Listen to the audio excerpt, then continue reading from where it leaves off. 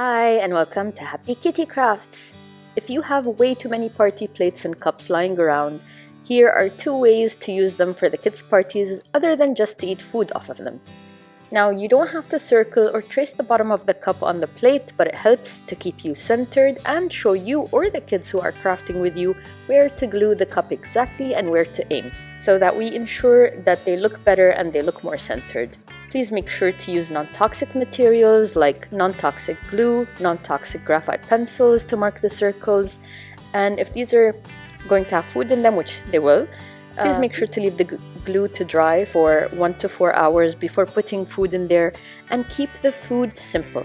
Dry food, dry snacks, nothing wet and saucy, no pastas, soups or salads, so that the food doesn't come into contact with the glue directly. And if you're wondering, why would I do this? It takes so much effort, it takes so much time, and I could easily just go and buy a tiered party stand.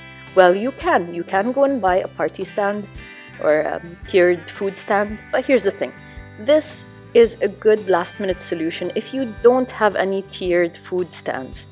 And it's also a good way to teach kids that an object can be used for multiple purposes and not just what it's made for. It can also help them enhance their motor skills, as well as have them build something that they can get excited about, something that is practical and they will get to use later on, making them even more proud of what they have created.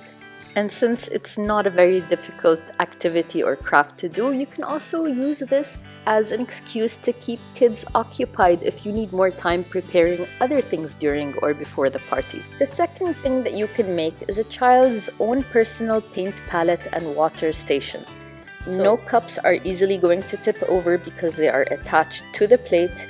If a child wants to change where they're sitting, you can easily pick up the plate and their cup at the same time without spilling anything, without anything tipping over. Of course, there are so many more hacks out there, and DIY is using paper or plastic plates, but that's all I got for you now. And if you made it this far, thanks for watching and have a great day from HappyKittyCrafts. Bye!